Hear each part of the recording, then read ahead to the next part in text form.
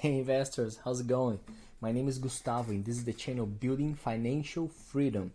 So I will bring it here today, man. The PayPal CEO on his first interview at CNBC, he said something really interesting. So we need to go after what he said, and also I will show you guys my positions, that I have on PayPal, what I'm doing after, what he said, and I just want to show you that just came up and it's really interesting. So let's go, and you guys will know a little bit about this guy. Alex Chris. It's a young CEO, man. He's only 46 years old. Believe it or not, he worked for 20 years on Intuit. So he was the CPO, the Chief Product Officer, and the Senior Vice President from, the QuickBooks division, including payroll and the payment platform segment. So he was doing a great job for such a long time into Intuit. So PayPal was able to, bring him in. Intuit in the last 5 years, was 183%, which, it's a great number for a company, right? In the last 5 years. What happened here? He came into PayPal CEO on September the 27th last year, right? It's just been a few months since he got in. Since the day he got in, PayPal is 22% down. But it's not all his fault. PayPal was already down 25% on the last year. We'll see here what's going on, and he will explain also on the interview.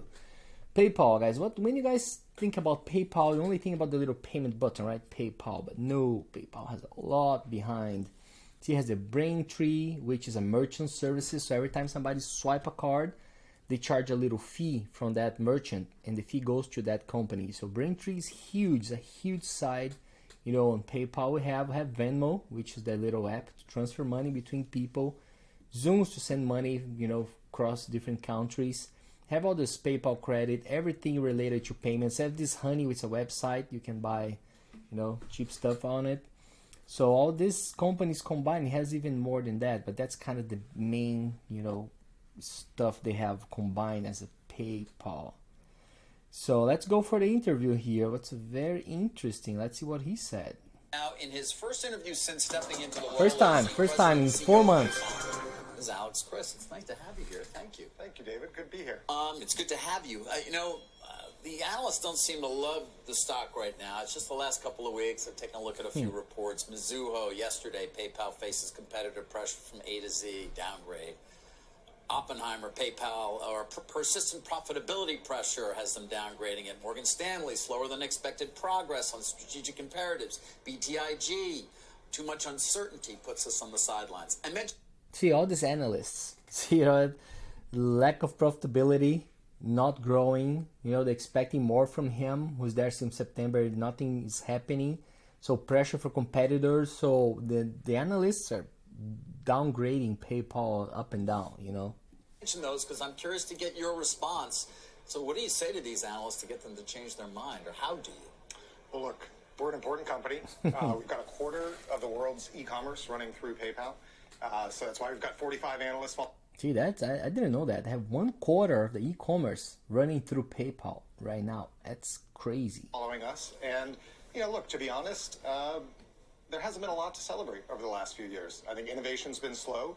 The company's been growing, but hasn't been putting out real customer-backed innovation. And see, that's what he's saying. It's not his fault. Just jump in the boat. But the boat's been, not doing well for a while. And he's saying, the fault is the lack of innovation to the customers, right? And that's why I'm here. That's why I'm so excited about it going forward. So look, I love being an underdog. I will take. See, he likes to be the underdog. Look, 37% on the last 5 years. That's bad.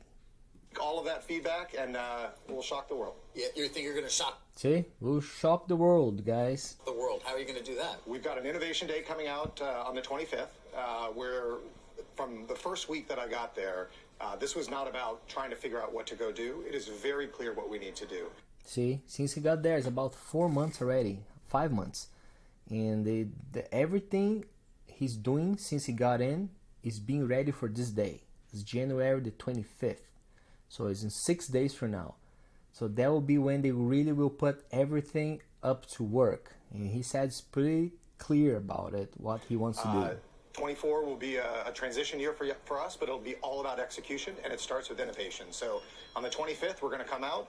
We have very clear customer-backed innovation that we will be rolling out so for innovation. consumers, Innovation for again. For Venmo, and I think it'll be a good start to this year. Anything you can tell us at this point? Obviously, I don't want you to ruin the rollout, so to speak, but when you say you sort of have a very clear idea of what you have to do, and then you say innovation, any specifics you can provide? Well, look, PayPal hasn't delivered the value proposition to its consumers or its merchants over the last few years that I think we're capable of. We have more data. We see exactly what people are purchasing around the world. See, that's the thing. He's saying he's not delivering the right proposition to customers or to merchants. That's a good thing. They have data for both sides. They have all the merchants who sell their products through PayPal and all the customers who buy their products through PayPal. They got all that data, which is very, very, important. So we need to make a better value proposition for consumers, put more money in their pockets. For our merchants, we have the ability to leverage AI to deliver an incredible improvement in their conversion rates.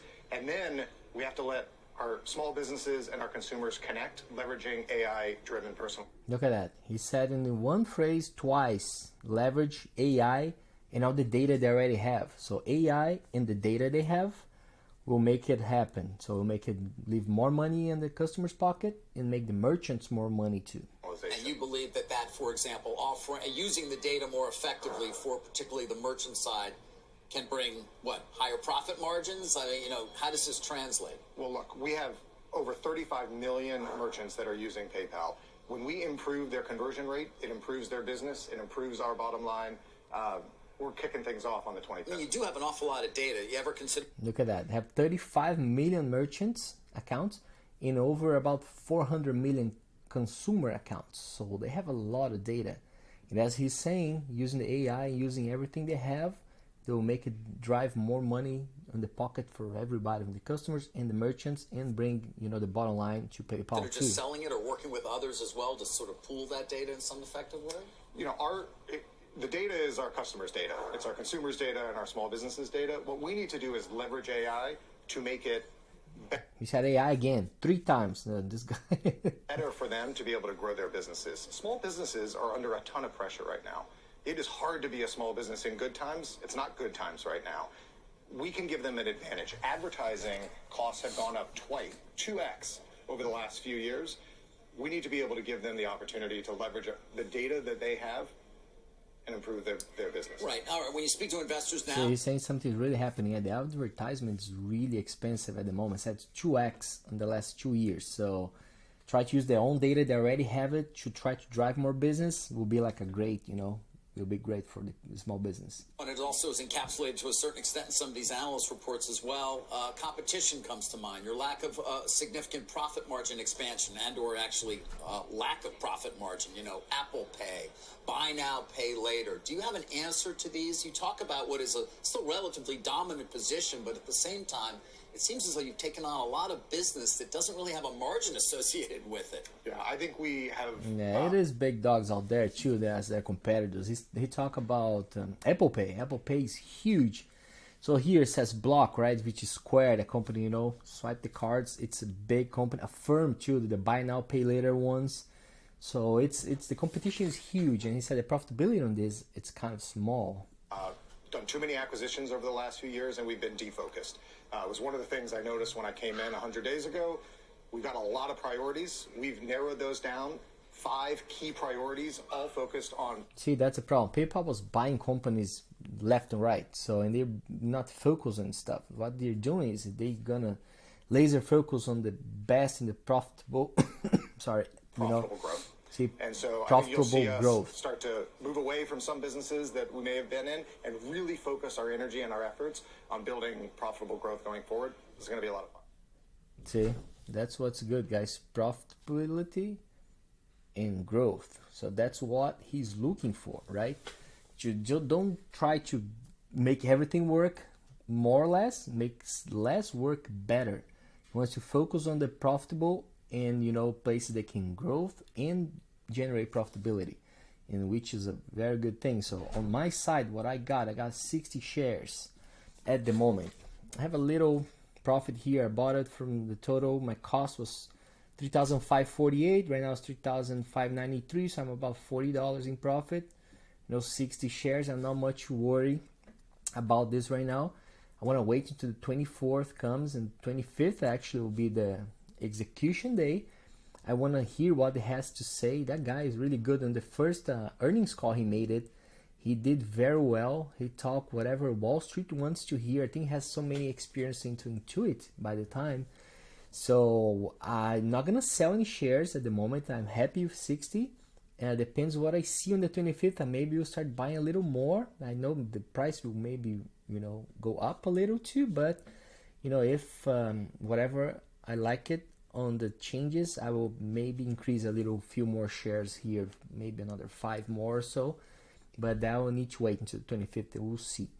But as we were talking here, guys. So this is not financial advice. I show what I am doing. I like to be fresh on the news, on everything what's happening, to that I can get my numbers right. And I'm here to show you guys. It's not financial advice. If you guys like the video, you can share it to your friends. Subscribe to the channel too. So I'm here to bring some more. I try to do weekly videos, and I will try to maybe bring 2 a week. I'm still trying to get my schedule on it. So if you guys want to motivate me to subscribe to the channel, let's make this channel bigger. Comment there if you have any PayPal share too, and what you think about this young CEO. What is he doing?